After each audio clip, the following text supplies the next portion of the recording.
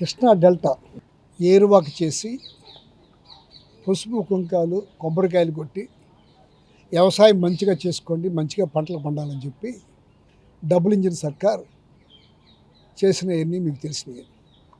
కరెక్ట్గా వారం 10 రోజుల తర్వాత అందరూ నారుమళ్ళు పోసుకుని ఎదజల్లి నాట్లు వేసుకుంటున్న టైంలో పైనుంచి నీళ్ళు వచ్చే పరిస్థితి కనపడలేదు. మీరు ఏదైనా ఆరుదళ్ళ పంటలకు వెళ్ళమని చెప్తున్నారు. ఇప్పుడు అంటే ప్రతి రైతు ఒక 25% ఖర్చు పెట్టేసుకుని నాట్లు వేసుకున్నారు. కృష్ణా డెల్టాలో వరి వచ్చే సాట వరికి తప్ప ఇంకొక పంట వేసుకునే అవకాశమే లేదు. ఇవాళ పులిచింతల్లో 29 టీఎంసీలు వాటర్ ఉంది. పట్టిసీమ నుంచి ఇవాళ ఎస్సీ గారు చెప్పిన దాన్ని బట్టి నేను 5,500 అనుకున్నా, 6,000 క్యూసిక్కులు 6,000 క్యూసిక్కులు 6 లక్షల క్యూసిక్కులు వాటర్ వస్తుందని చెప్తున్నారు. దీంట్లో ముఖ్యంగా అడిగేది ఏంటంటే ఇంకొక 4,000 పులిచింతల నుంచి తీసుకుని ఇస్తే సుమారుగా 59 రోజులు 58 రోజులకి ఈ రెండు సరిపోతాయి. మొన్న 5-6 రోజుల నాడు కూడా పట్టిసీమ పంపులు ఆపేయాల్సి వస్తుంది, నీళ్ళు అందట్లేదు, పైనుంచి తగ్గిపోతున్నాయని చెప్పారు. ఆ రాత్రి 14 లక్షల క్యూసిక్కులు సముద్రంలో కలిసిపోయింది గోదావరి జిల్లాలో. వీళ్ళు చెప్పే ఆలోచనకి సంబంధం లేకుండా నడుస్తున్నాయి.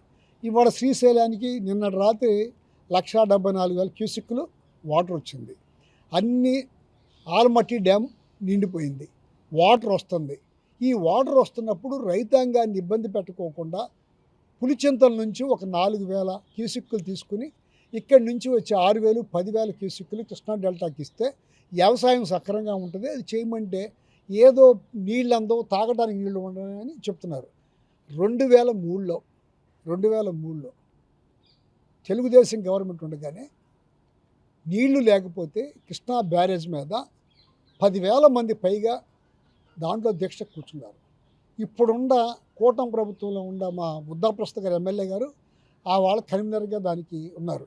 ఇవాళ కనీసం నోరెత్తి నీళ్ళు ఇవ్వచ్చు అనే మాట చెప్పలేకపోతున్నారు. వాళ్ళ పులిచింతలు ఉందా అంటే పులిచింతలు లేదు. సాగర్ డెడ్ స్టోరేజ్ నుంచి నీళ్ళు ఇచ్చారు, ఆకుమళ్ళు పోసుకున్నారు. తర్వాత వర్షాలు పడి పంటలు పండి. ఇవాళ మేము అడిగేది ఏంటంటే మీరు నీళ్లు లేవంటున్నారు, ఇది వర్షాకాలం పూర్తి అవ్వలేదు, వర్షాకాలం మొదట్లో ఉంది, మీరు నీళ్ళు ఇవ్వాల్సిన అవసరం ఉంది, నీళ్ళు ఇవ్వండి. ఏదో సాకులు చెప్పి రైతుని చంపేసే పరిస్థితి తీసుకురాబాకండి. ఇందులో ఏం కనిపిస్తుందంటే ఈ మధ్య మన ముఖ్యమంత్రి గారు ఆవులు పెంచుకోండి, వ్యవసాయం చేయబాకండి, అది గిట్టుబాటు అవుద్ది అన్నారే. ఎట్టాగొట్ట వ్యవసాయాన్ని చంపేద్దామని ఆలోచన కనపడుతుంది తప్ప ఇంకోటి కానే కాదు. ఖచ్చితంగా ఇవాళ నీళ్ళు ఇవ్వగలిగిన పరిస్థితి ఉంది. ఎందుకంటే పట్టిసీమ నుంచి 6,000 వస్తున్నాయి, ఇంకొక 4,000 అదనంగా పులిచింతల్లో ఉన్న నీరు తీసుకుంటే ఇబ్బంది లేకుండా పోతుంది. ఇవాళ సాగరకు నీళ్లు తీసుకోవచ్చు ఎక్కడి నుంచి, శ్రీశైలం నుంచి. ఇవాళ తెలంగాణ వాళ్ళు 7 ఎత్తిపోతల పథకాలకి నీళ్లు వదులుకున్నారు, పంపులు ఆడుతున్నాయి. వారేషియోలో మనం నీళ్లు తీసుకోవచ్చు, తాగడానికి నీళ్లు ఉండవనే భయం పేరుతో వ్యవసాయాన్ని చంపేయడానికి ప్రయత్నం చేస్తారు. రైతాంగం చాలా ఇబ్బంది పడిపోతారు. దానినేమో మిడిల్ మ్యాన్ దగ్గరికి వెళ్తే రేట్లు పెరిగినాయి, రైతు దగ్గర ఉండగా రేట్లు లేవు. మొక్కజొన్నలో కూడా రైతు దగ్గర ఉండగా రేట్లు లేవు, 1,700 కొన్నారు, ఇవాళ 2,400 అయిపోయింది. అన్ని రకాలుగా పొగాకు రైతు, అట్లాగే కోకో రైతు, మామిడి రైతు, అన్ని రకాలుగా రైతాంగం నాశనం అయిపోతున్నారు. వ్యవసాయం లేకపోతే భారతదేశమే లేదు. దీన్ని ఖచ్చితంగా ఈ డబుల్ ఇంజిన్ సర్కారు ఈ పాపం మూట కట్టుకోకుండా రైతాంగానికి నీళ్ళు ఇవ్వాలా. ఇచ్చే అవకాశం ఉండి ఇవ్వడం లేదు, ఇది మోసం చేస్తున్నారు. త్వరలోనే 6వ తారీఖు అవన్నగడ్డ దగ్గర ఆకిడేటి దగ్గర నిరాహార దీక్ష కూర్చుని ఆ తర్వాత నీళ్లు కనుక ఇవ్వకపోతే అవనగడ్డ నుంచి విజయవాడ బ్యారేజ్ వరకు పాదయాత్ర చేద్దామనుకున్నాం. దీంట్లో రాజకీయ పార్టీలు కాదు, రైతాంగాన్ని కలుపుకొని ఆ పని చేద్దాం అనుకున్నాం. దానికి సహకరించండి మీరందరూ. అక్కడ దాకా తెచ్చుకోకుండా నీళ్ళు ఇచ్చే అవకాశం ఉంది కనుక ఎడిదిరిగి 6,000 ఇస్తున్నారు. ఇంకో 4,000 కనుక తీసుకుంటే పని పూర్తవుతుంది. 60 రోజుల పాటు వ్యవసాయానికి ఏ ఇబ్బంది ఉండదు. ఇంకొక మాట, అక్కడ వర్షాలు లేవు అంటున్నారు. ఎప్పుడు మన డ్యాములు నిండాలంటే మన రాష్ట్రంలో పడిన వర్షాల మూలంగా ఏ డ్యాము నిండదో, ఎక్కడ క్యాచ్మెంట్ ఏరియా లేదు. ఇదంతా పై రాష్ట్రాల్లో వర్షం పడినప్పుడే మనకు నీళ్ళు వస్తాయి. ఇవాళ గుజరాత్ పడింది, అస్సాం పడింది, అట్లాగే మహారాష్ట్ర బాంబేలో పడి వీటన్నిటిలో వర్షాలు పడుతున్నప్పుడు కూడా ఇవాళకి కూడా పాలకులు టెక్నికల్గా ఆలోచించే ఇంజనీర్లు కూర్చోబెట్టి మాట్లాడుకోకుండా ఏదో ఒక నిర్ణయం తీసుకుని ఒక మాట అనేసి ఆయన ఒక మాట అంటాడు ఒకసాట, ఇంకొక ఆయన నీళ్ళు వస్తాయంటాడు, ఇంకొక ఆయన నీళ్ళు రావంటాడు. ఇదంతా రైతాంగాన్ని గల్లంతు చేసి వ్యవసాయాన్ని నాశించే పరిస్థితి ఉంది. ఈ పరిస్థితి తీసుకురావద్దని చెప్పి ఈ కూటమి ప్రభుత్వానికి జనం తిరుగుబాటు తెచ్చుకునేదాకా తెచ్చుకోవద్దని మా కోరిక. అందరికీ నమస్కారం. ఈరోజు మనందరం చూస్తూ ఉన్నాం. మరి గడిచిన జూన్లో 29వ తారీఖు నాడు మరి ఈ జిల్లా నుంచి ఉన్నటువంటి ఏకైక మంత్రి కొల్లు రవీంద్ర గారు ఎంతో హంగు ఆర్భాటంగా మరి ఆయన ఏరువాక అని చెప్పేసి ఒక కార్యక్రమాన్ని రాష్ట్ర ప్రభుత్వం తరపున చేపట్టి అందరికీ కూడా ఒక సందేశం ఇచ్చారు. ఈ జిల్లాలో ఉన్నటువంటి రైతాంగం అంతా కూడా మీరు చక్కగా మరి విత్తనాలు జల్లుకోండి, ఆ నారుమళ్ళు పోసుకోండి, అలాగే వెదజల్లండి, మరి మంచిగా వ్యవసాయం చేసుకోండి, నీళ్ళు ఇస్తామని చెప్పేసి ఒక ప్రకటన విడుదల చేశారు. అట్లాగే మా పెడన ఎమ్మెల్యే కాగిత కృష్ణప్రసాద్ కూడా సాగునీరు తాగునీరు కూడా వచ్చేలాగా చూస్తానని చెప్పేసి అందరు కూడా మాట్లాడడం జరిగింది. మరి 15-20 రోజులు అంటే మళ్ళా జూలై 18వ తారీఖు 20వ తారీఖు వచ్చేళ్ళకి మంత్రి నిమ్మల రామానాయుడు గారు అట్లాగే ఈఎన్సీ ఇరిగేషన్ ఈఎన్సీ గారు వీళ్ళందరూ కూడా ఒక ప్రెస్ మీట్ ఏర్పాటు చేసి మరి ఎలినో ప్రభావం, దీని మూలంగా మేము వ్యవసాయానికి నీళ్ళు ఇవ్వలేము, ఎవరో కూడా విత్తనాలు చల్లొద్దు, అలాగే నారుమళ్ళు వేయొద్దు, ఓన్లీ తాగునీటికే ఇస్తామని చెప్పేసి ఒక ప్రకటన విడుదల చేశారు. ఊరికే మరి ఎరువాక ప్రోగ్రాం ఎందుకు చేశారు? రైతులందరినీ కూడా ఎందుకు ఆశపెట్టి మరి వాళ్ళ చేత 10,000-15,000 ఎకరానికి ఎందుకు ఖర్చు పెట్టించారని అడుగుతా ఉన్నాయి రాష్ట్ర ప్రభుత్వాన్ని, ఈ మంత్రిని కూడా. అంటే ముందు మీకు తెలీదా? ఎలినో గురించి ఇవాళ చెప్తున్నారా? మరి ఈ జనవరి ఫిబ్రవరి మాసం నుంచే తెలుసు కదా.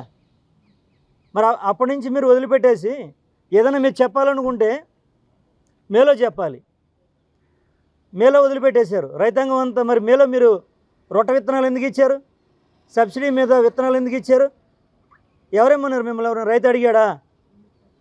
నీళ్ళు ఇస్తాననే కదా విత్తనాలు ఇచ్చింది. మరి ఆ మాట నిలబెట్టుకోకుండా ఈవేళ ఏదో గుడి సాగులు చెప్తారేమి?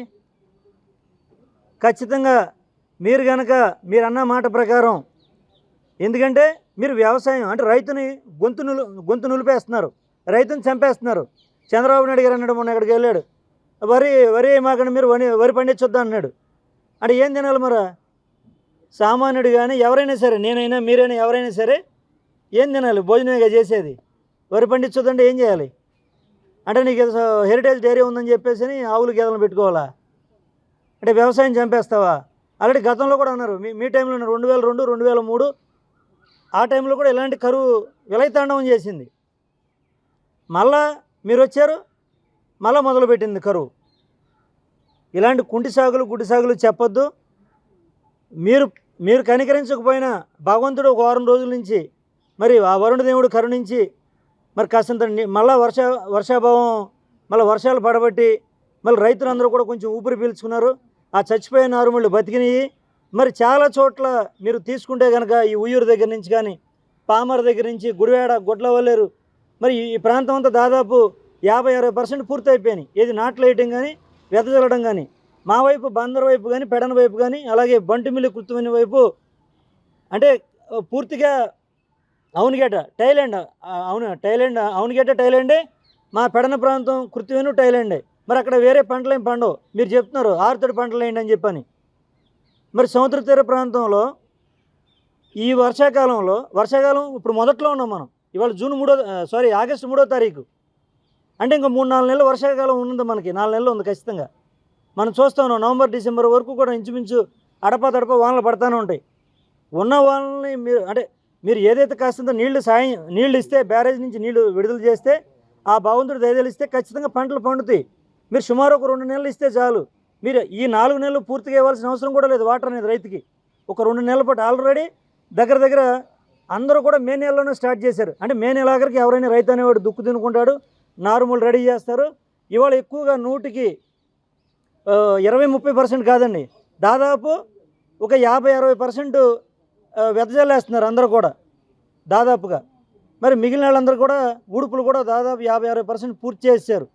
ఈ వర్షాభావాలు కానీ లేదా కాసిన వచ్చిన నీళ్ళ వల్ల కానీ మిగిలినవన్నీ కూడా అంటే ఊడ్చిన పంటలను బతికించాలన్నా మిగిలిన వాళ్ళు సాగు చేసుకోవాలన్నా ఆల్రెడీ మీరే చెప్పారు కదా పులిచింతల నుంచి 7,000 చిల్లర ఇస్తున్నామని చెప్పేసి అని. అట్లాగే మరి పక్కన ఉన్నట్టు పట్టిసీమ నుంచి 7,000 చిల్లర వస్తుంది. మధ్యలో కొంత ఎవరో ఒకరు లిఫ్ట్ చేసుకున్నా సరే ఒక 5-6 వేలు ఉంటుంది. మరి రిమైనింగ్ ఒక 3-4 వేలు మీరు కనుక పక్కనున్న 30 టీఎంసీలు ఉన్నాయి, సుమారుగా 29 నుంచి 30 టీఎంసీలు రాజశేఖర రెడ్డి గారు కట్టినటువంటి పులిచింతల ప్రాజెక్ట్ ఉంది.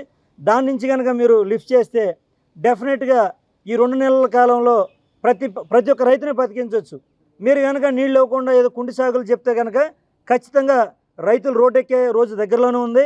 అలాంటి పరిస్థితి రైతులు తిరగబడి రైతులందరూ రోడ్డెక్కే పరిస్థితి మీరు తెచ్చుకోవద్దు. అలాంటి పరిస్థితి వస్తే మటుకు రైతుల తరఫున మేము వైఎస్ఆర్ కాంగ్రెస్ పార్టీ జగన్మోహన్ రెడ్డి గారి నాయకత్వంలో, మా జిల్లా అధ్యక్షుడు పేర్నేని గారి నాయకత్వంలో, అలాగే రైతు అధ్యక్షుడు సింహాద్రి రమేష్ గారు అందరం, అలాగే మా కిట్టుబాబు, పామర్ అనిల్ అన్న, చక్రవర్తి అన్న, గుడివాడ కొడాలని గారు మాజీ మంత్రి గారు, మీ అందరం కూడా అవసరమైతే కృష్ణా డెల్టా తరఫున పెద్ద ఎత్తున ఒక రైతులందరితో కలిసి మేము కూడా ఉద్యమంలో పాల్గొంటాం. అవసరమైతే రైతుల తరఫున ఎంతవరకైనా పోరాటం చేస్తాం. అవసరమైతే ఈ ఉద్యమానికి జగన్మోహన్ రెడ్డి గారిని కూడా తీసుకొచ్చి సారథ్యం వహించేలా చేస్తామని చెప్పని రైతుని ఆదుకోమని, అలాగే పంటని ఆదుకోమని చెప్పేసి మరి ఈ ప్రభుత్వాన్ని, చంద్రబాబు నాయుడు గారిని, పవన్ కళ్యాణ్ గారిని కోరుకుంటూ సెలవు తీసుకుంటున్నాను. మీడియా మిత్రులందరికీ నమస్కారం అండి.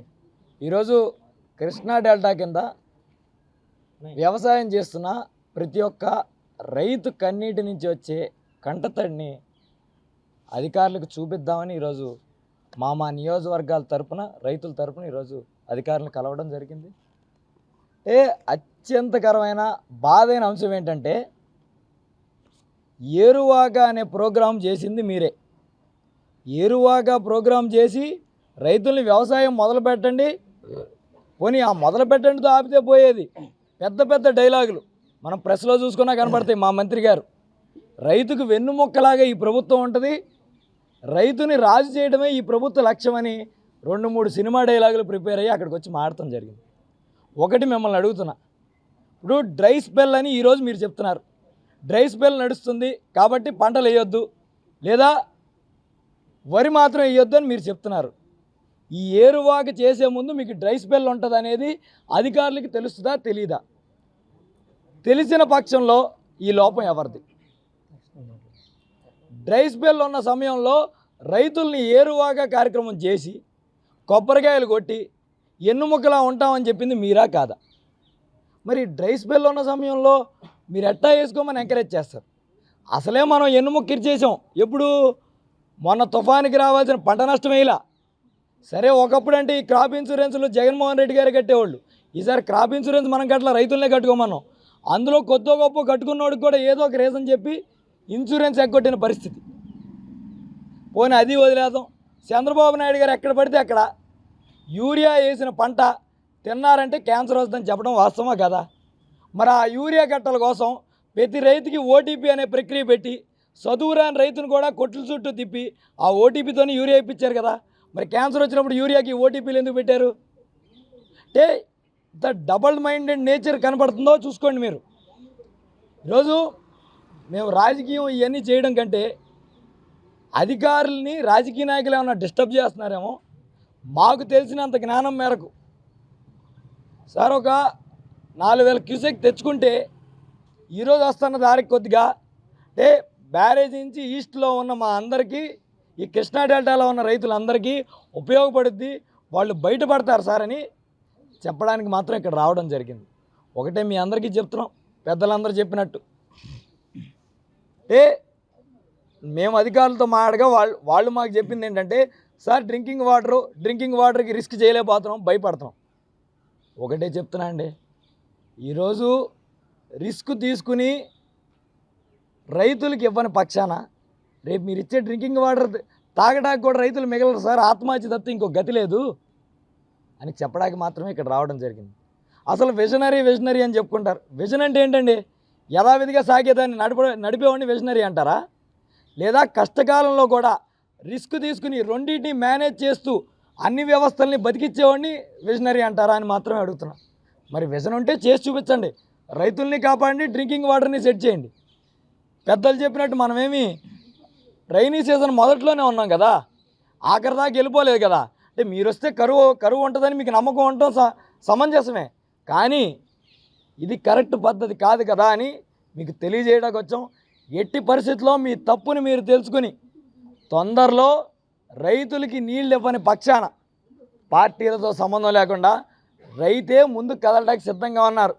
మాలాంటి వాడు వెనకాల ఉన్నా కూడా చొక్కా బొచ్చుకుని లాక్కొచ్చి మరి ఈ పోరులో ఉంటారు. వాళ్ళతో పాటు వాళ్ళతో అడుగు కలిపి మేము కూడా వాళ్ళ పోరులో సిద్ధం అవుతాం. ఒకటే చివరగా, రైతుని కన్నీరు పెట్టించిన ప్రభుత్వం ఏ రోజు బతికి బయటకట్ల. నీ 2004 హిస్టరీ అయినా చూసుకో, 2019 హిస్టరీ అయినా చూసుకో చంద్రబాబు నాయుడు గారు. ఖచ్చితంగా నువ్వు ఇప్పుడు రైతుని ఆదుకోకపోతే మాత్రం ఇబ్బంది పడతామని తెలియజేస్తూ సెలవు తీసుకో. సార్, ఇప్పుడు అధికారులు డైరెక్ట్గా మీరు పోయినప్పుడు వాళ్ళు ఒక మాట చెప్తారు, దేవుడి దయ మా చేతిలో ఏం లేదు, దేవుడి మీదనే ఆధారపడ్డామా అని చెప్పి ఒక మీతోనే మాట్లాడు. ఏ విధంగా చెప్తారు సార్? దేవుడు అంటే చంద్రబాబు నాయుడు గారే అండి. ఎందుకంటే అధికారులకు ఎంత నాలెడ్జ్ ఉన్నా ఆయనకి మించి నాలెడ్జ్ ఈయనకు ఉంటుంది కదా. ఈయన నాలెడ్జ్ ప్రకారం వదలొద్దనే చెప్తాడు. దేవుడు అంటే ఆయన చెప్పిందంతా పైన చంద్రబాబు నాయుడు గారు వెళ్తే ఆయన డైరెక్ట్గా చెప్పలేరు కదా పాపం ఎస్సీ గారు. ఆయన ఉద్యోగం ఉండాలి కదా. దేవుడిదే అంటే అంతా చంద్రబాబు నాయుడు గారే అండి, మా తెలివి ఉన్నా కూడా మేము వాడలేకున్నామని చెప్తున్నారు. సో మీకు కాన్ఫిడెన్స్ ఉందా ఇప్పుడు మీరు రాకపోతే మళ్ళీ రైతులు ఇప్పుడు వాటర్ ఇచ్చే పరిస్థితి కనపడుతుందా? సార్ నేను ఒకటే చెప్తాను సార్, వాళ్ళకి రైతుల మీద ఏమన్నా జాలి ఉన్నా, రైతులు ఉంటేనే మనం బాగుపడతామని ఉన్నా నీళ్ళు ఇవ్వాలి సార్. లేదు మాకు లెక్కలేదు, అధికారం ఉంటే 5 ఏళ్ళు ఉంటుంది, రైతులు పోతే పోయారు, నేను మా అబ్బాయి గారు మా దత్తత గారు అందరూ బాగుండాలి, ఇంకెవడో మాకు అవసరం లేదు అనుకుంటే రైతుల పక్షాన రారు. మా బాధ ఏంటంటే సార్, ఎవరు అక్కర్లా మంత్రులుగా గెలిచారు, ఎన్ని వేల మెజార్టీలు చెప్పుకున్నారుగా, రికార్డు స్థాయి మెజార్టీలు. ఇంతవరకు ఒక్కళ్ళైనా రైతుల దగ్గరికి ఒక్క పంచాయతీకి అయినా వెళ్ళి బాబు నీకేం ఇబ్బంది అని కూర్చుని ఇంతవరకు సభలు పెట్టారు సార్. చాలామంది చెప్తున్నారు ప్రతి చోటకి వెళ్ళి రచ్చబండ్లు పెట్టాం, మాది రికార్డులు పంచాయతీ దాంట్లో అన్నారు. మరి అదే మంత్రులు ఎమ్మెల్యేలు వెళ్ళి రచ్చబండ్లు ఎందుకు పెట్టలేదని మాత్రం అడుగుతున్నాం సార్. అంటే అంత జాలి కూడా లేకుండా పోయిందనేదే బాధ మరి.